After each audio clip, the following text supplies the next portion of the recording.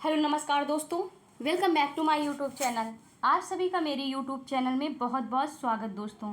तो हम लेकर के आए हैं आपके लिए हिंदी के प्रश्न जो कि आपकी एग्ज़ाम के लिए रहने वाले हैं बहुत ही महत्वपूर्ण।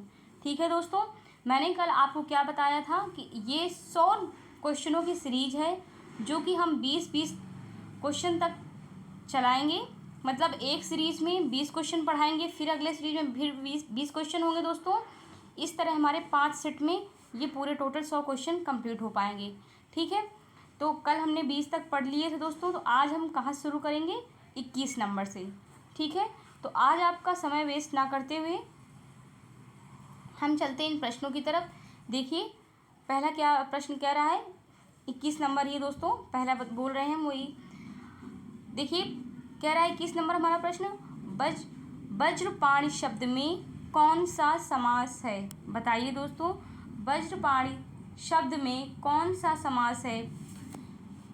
तत्पुरुष, बहुब्रीहि, द्वंद्व या फिर द्विग समास? सही ऑप्शन कौन सा होगा दोस्तों बताइए? इसका सही ऑप्शन होगा बहुब्रीहि समास। कौन सा समास? बहुब्रीहि। बी ऑप्शन आपका करेक्ट हो जाएगा। ठीक है, आइए अगले प्रश्न में चलते हैं। अगला प्रश्न ये हमारा 22 नंबर है दोस्तों, जो कि दूसरे नंबर के अंतर्गत आएगा, जिसे हम 2 नंबर भी बोल सकते हैं दोस्तों। इसमें कराना तो हमको 20 ही है ना, इस वजह से। ठीक है, तो आप लोग ये मत सोचिएगा कि है 22 नंबर बोल रही हैं मैम 2 नंबर। ठीक है, तो इससे दूसरा नंबर क्वेश्चन हम बोल रहे हैं आपसे। देखिए जो आपका दूसरा क्वेश्चन है जो कि 22 नंबर है, पंचवटी शब्द में समास होगा। बताइए पंचवटी शब्द में कौन सा समास होगा दोस्तों? बताइए पंचवटी, बहुब्रीहि, कर्मधारय, द्वंद्व, द्विग, कौन सा होगा दोस्तों 22 नंबर का? बताइए दोस्तों, पंचवटी में द्विग समास होगा। कौन सा समास होगा? द्विग समास होगा। इसमें कैसा शब्द दिया है?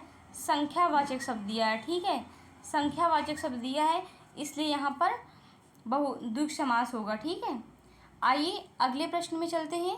ये रहा आपका 23 नंबर। कह रहा है सुनीता के बच्चे घास फूस की तरह बढ़ रहे हैं। सुनीता के बच्चे घास फूस की तरह बढ़ रहे हैं। उपर्युक्त वाक्य में प्रयुक्त घास फूस शब्द में समास होगा। घास फूस शब्द में समास कौन सा होगा दोस्तों? बताइए कर्मधारय, द्वंद्व, द्विग या फिर अव्ययी भाव? 23 नंबर बताइए दोस्तों, इसमें द्वंद्व समास होगा। कौन सा समास होगा? द्वंद्व समास होगा, जिसमें दोस्तों ये योजक चिन्ह लग जाता है, वहाँ पर कौन सा समास हो जाएगा? द्वंद्व समास। जैसे माता पिता, माता पिता, यहाँ पर क्या होता है दोस्तों? दोनों ही पद प्रधान होते हैं। क्या होते हैं? दोनों पद प्रधान होते हैं उस किसमें? द्वंद्व समास के अंतर्गत। ठीक है, तो ये हमारा कौन सा समास होगा? द्वंद्व समास होगा दोस्तों। ठीक है, सही ऑप्शन इसका कौन सा है? बी ऑप्शन आपका करेक्ट होगा। ठीक है दोस्तों, आइए अगले प्रश्न में चलते हैं। ये रहा आपका 24 नंबर। कह रहा है निम्नलिखित शब्दों में से कौन सा कह रहा है निम्नलिखित शब्दों में से कौन सा शब्द बहुब्रीहि समास का उदाहरण है? दोस्तों बहुब्रीहि समास का उदाहरण कौन सा है? बताइए शूलपाण, यथाक्रम, हंसमुख, हथकड़ी। बताइए 24 नंबर है दोस्तों। देखिए आपका कौन सा होगा सही समास? दोस्तों शूलपाणी होगा। क्या होगा?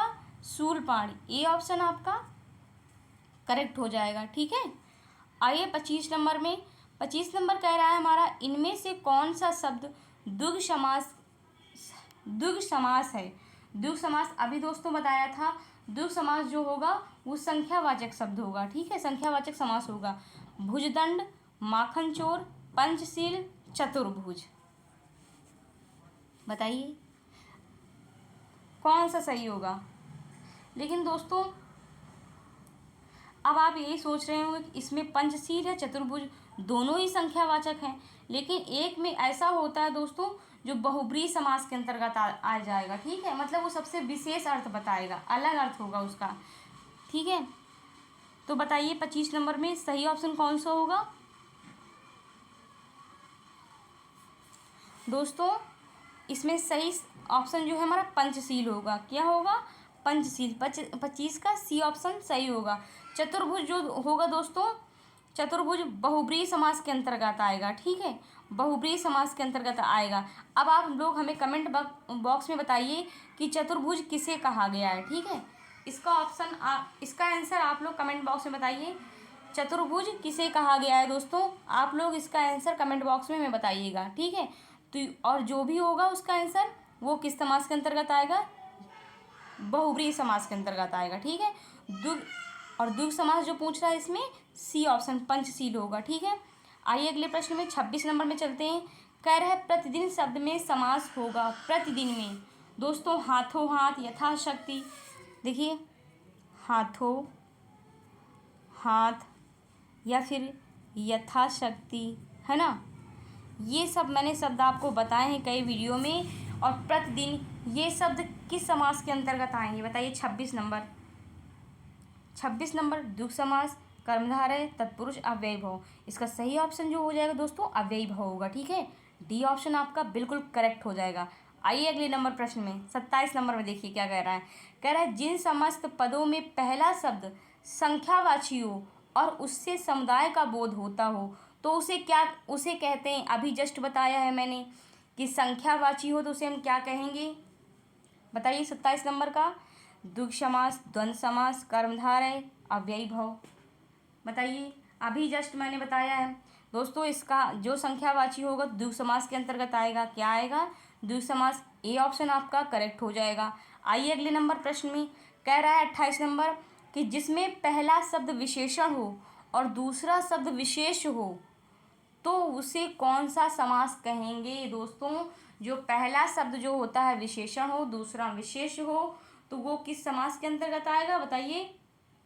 28 नंबर सवाल है दोस्तों, बताइए चारों ऑप्शन पढ़ के। द्विगु समास, कर्मधारय, द्वंद्व, तत्पुरुष।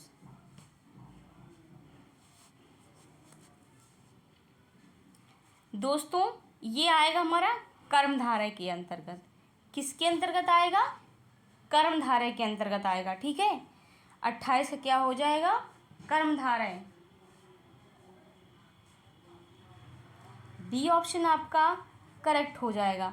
आइए अगले नंबर प्रश्न में कह रहा है कमल, देखिए 29 नंबर है। कह रहा है कमल शब्द का पर्यायवाची होगा। कमल शब्द का पर्यायवाची शब्द कौन सा है बताइए। 29 नंबर कंदर्प, अनंग, घनेश, इंदिवर। 29 नंबर है दोस्तों, तो 29 का सही ऑप्शन क्या हो जाएगा। 29 का सही ऑप्शन इंदिवर हो जाएगा। कमल का क्या हो जाएगा, इंदिवर हो जाएगा। और क्या होता है, पंकज भी होता है कमल का, पंकज, नीरज, सरोज।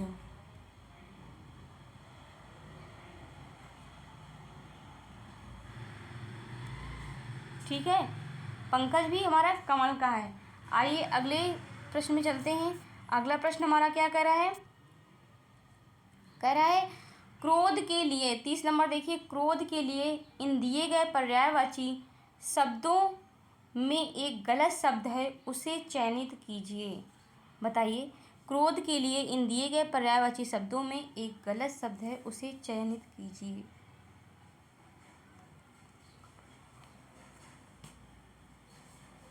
तो इसका पर्यायवाची शब्द क्या होगा दोस्तों, बताइए आप लोग। गलत शब्द कौन सा है, रोष, आमर्ष, स्वत्व या फिर कोप।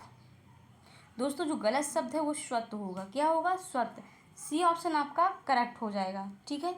आइए अगले प्रश्न में चलते हैं। 31 नंबर, ये रहा 31 नंबर प्रश्न। और कह रहा है निम्नलिखित पर्यायवाची शब्दों में से जो एक शब्द मोर का पर्यायवाची नहीं है उसे चिन्हित कीजिए। मोर, देखिए दोस्तों चारों ऑप्शन को पढ़ना है और फिर बताना है मोर का पर्यायवाची कौन सा नहीं है, ठीक है। 31 केकी, कीस, सिखी, शिखंडी। बताइए 31 का। दोस्तों जो मोर का पर्यायवाची नहीं है वो कीस नहीं है। क्या नहीं है, कीस। बी ऑप्शन आपका करेक्ट हो जाएगा, ठीक है। आइए अगले प्रश्न में, ये रहा आपका 32 नंबर। कह रहा है इनमें से कौन सा शब्द कृष्णा का पर्यायवाची है। बताइए कृष्णा का पर्यायवाची शब्द कौन सा है। 32 नंबर देखिए, राधा, रुक्मिणी, द्रौपदी, यशोदा। बताओ दोस्तों, कृष्णा का पर्यायवाची क्या है। 32 नंबर क्वेश्चन है दोस्तों। कृष्णा का पर्यायवाची शब्द क्या हो जाएगा दोस्तों? द्रौपदी हो जाएगा। क्या हो जाएगा? कृष्णा का पर्यायवाची द्रौपदी हो जाएगा। 32 का सी ऑप्शन आपका करेक्ट हो जाएगा। आइए अगले नंबर प्रश्न में, ये रहा 33 नंबर और कह रहा है कि इनमें से एक शब्द बैल का पर्यायवाची नहीं है, उसे चयनित कीजिए। बताइए दोस्तों, चारों ऑप्शन में 3 तो आपके बैल के पर्यायवाची होंगे और एक जो है वो पर्यायवाची नहीं है। 33 नंबर बताइए जल्दी फटाक से। अस्म, वृषभ, बलिवर्ध, गो। दोस्तों बैल का पर्यायवाची अस्म नहीं है। क्या नहीं है? अस्म। ए ऑप्शन आपका करेक्ट हो जाएगा। ठीक है, आइए अगले प्रश्न में 34 नंबर। देखिए आपका ज़्यादा समय नहीं वेस्ट कर रहे हैं दोस्तों, बहुत ही जल्दी वीडियो समाप्त कर रहे हैं। ठीक है, 34 नंबर देखिए आप, 34 का है डी नंबर। सॉरी मैंने पहले ही आपको आंसर बता दिया, पहले आप लोग ऑप्शन तो पढ़िए। निम्नलिखित में से जो शब्द सौंदर्य का पर्यायवाची नहीं है उसे चयनित कीजिए दोस्तों। बताइए 34 नंबर। सुषमा, शोभा, सुंदरता, रमणी। सौंदर्य का दोस्तों सुषमा भी होता है, शोभा भी होता है, सुंदरता भी होता है, लेकिन रमणी नहीं होता है। ठीक है, डी ऑप्शन आपका करेक्ट हो जाएगा। आइए अगले नंबर प्रश्न में चलते हैं। अगला नंबर प्रश्न क्या कह रहा है दोस्तों? देखिए 35 नंबर में, ये आ गए 35 नंबर। ठीक है, कह रहा है निम्नलिखित विकल्पों में से एक शब्द नदी का पर्यायवाची नहीं है। दोस्तों इसमें पर्यायवाची और समास ही पूछे गए हैं आज तो समय। बताइए नदी का पर्यायवाची कौन सा नहीं है? तरंगणी, तटनी, तरणी, सरिता। 35 नंबर जल्दी बताइए फटाक से। 35 का क्या होगा दोस्तों? तरंगणी भी है, तटनी भी है, सरिता भी है, पर तरिणी नहीं है। क्या नहीं है? तरिणी। सी ऑप्शन आपका करेक्ट हो जाएगा। आइए 36 नंबर प्रश्न में, नीचे दिए गए विकल्पों में से एक शब्द घर का पर्यायवाची नहीं है, उसे चयनित कीजिए। घर का पर्यायवाची कौन सा नहीं दोस्तों? 36 नंबर देखिए पहले आप लोग। घर का पर्यायवाची पूछ रहा नहीं है। भवन, भुवन, निकेतन, सदन। दोस्तों घर में भवन भी आता है, निकेतन भी आता है, सदन भी आता है, बट भुवन नहीं आता है। क्या नहीं आता है? भुवन नहीं आता है। बी ऑप्शन आपका करेक्ट हो जाएगा। ठीक है, आइए अगले नंबर प्रश्न में 37 नंबर। 37 नंबर प्रश्न हमारा ये कह रहा है इनमें से कौन सा शब्द पार्थ का पर्यायवाची है? पार्थ का पर्यायवाची कौन सा है? भीष्म, श्री कृष्ण, युधिष्ठिर, अर्जुन। पार्थ का पर्यायवाची शब्द बताइए दोस्तों। 37 नंबर। पार्थ का पर्यायवाची क्या होगा? पार्थ किसे कहा गया? अर्जुन। अर्जुन मतलब छोटे भाई को पार्थ कहा जाता है। ठीक है दोस्तों, अर्जुन किसे कहा जाता है? छोटे भाई को। छोटे भाई को पार्थ। पार्थ का मतलब होता है छोटा। ठीक है, छोटे भाई, छोटा। ठीक है, उसे मतलब पार्थ किसे कहा गया है? अर्जुन को कहा गया। श्री कृष्ण जब भी बात कहते थे अर्जुन से तो पार्थ कहकर बोलते थे, हे पार्थ, है ना। आइए अगले प्रश्न नंबर में चलते हैं। 38 नंबर में, 38 नंबर हमारा देखिए दोस्तों क्या कह रहा है। 38 नंबर प्रश्न कह रहा है कि मौन शब्द का विलोम बताइए। बताइए मौन का विलोम क्या होगा भैया? मुखरता, मूकता, वाचालता, प्रगल्भता। वैसे मौन का तो सबको विलोम आता होगा ना। 38 का क्या होगा दोस्तों? बताइए। मौन का हो जाएगा मुखरता। मतलब मौन मतलब होता है शांत, और मुखरता मतलब क्या हो जाएगा? शांत ना रहने वाला, बड़बड़ाने वाला, एक तरह से। ठीक है, आइए अगले नंबर प्रश्न में। बोलने वाला होता है दोस्तों, बड़बड़ाने वाला नहीं, आप लोग जो गलत समझ जाएं। देखिए निर्दय का विलोम शब्द है। निर्दय का विलोम शब्द क्या होगा? सहृदय, सहय, सभय या फिर सतय। 39 नंबर प्रश्न है दोस्तों, बताइए इसका सही ऑप्शन क्या होगा? दोस्तों निर्दय का हो जाएगा सदय। ठीक है, डी ऑप्शन आपका करेक्ट हो जाएगा। ये रहा आपकी वीडियो का आखिरी सवाल आ गया। ठीक है, आपकी वीडियो का आखिरी सवाल है दोस्तों, इसके बाद वीडियो आपकी समाप्त हुई। बहुत ही छोटी वीडियो बनाई दोस्तों, आपका ज़्यादा समय नहीं वेस्ट किया हमने, और ना ही करते हैं और ना ही करेंगे। ठीक है, जितना समय हो सिर्फ आपके सिर्फ क्वेश्चनों पे ही ध्यान देंगे। ठीक है, तो आइए देखते हैं अभी फटाक से ये क्वेश्चन कह रहा है तिमिर का विलोम शब्द बताइए दोस्तों। प्रकाशय या फिर आलोक, ज्योतिर्मय, आभास। क्या होगा? 40 नंबर बताइए दोस्तों। तिमिर का हो जाएगा आलोक। आलोक, तिमिर का दोस्तों अर्थ होता है अंधकार। क्या होता है? अंधकार। ठीक है, तो इसी का अपोजिट आलोक हो गया, और आलोक का मतलब क्या हो गया? प्रकाश। ठीक है, आलोक का मतलब क्या हो गया? प्रकाश। तो आपका सही ऑप्शन बी हो जाएगा। ठीक है दोस्तों, अगर मेरी वीडियो आपको अच्छी लगी हो तो मेरी वीडियो को लाइक करें, शेयर करें और चैनल को दोस्तों सब्सक्राइब ज़रूर करें। ठीक है दोस्तों, तो आप लोग अपना ध्यान रखें, खुश रहें, स्वस्थ रहें, मस्त रहें, हंसते रहें, मुस्कुराते रहें, और जहाँ भी रहें पढ़ाई करते रहें। ठीक है दोस्तों, तो इसी के साथ हमारी वीडियो समाप्त हुई। जय हिंद, जय भारत, वंदे मातरम।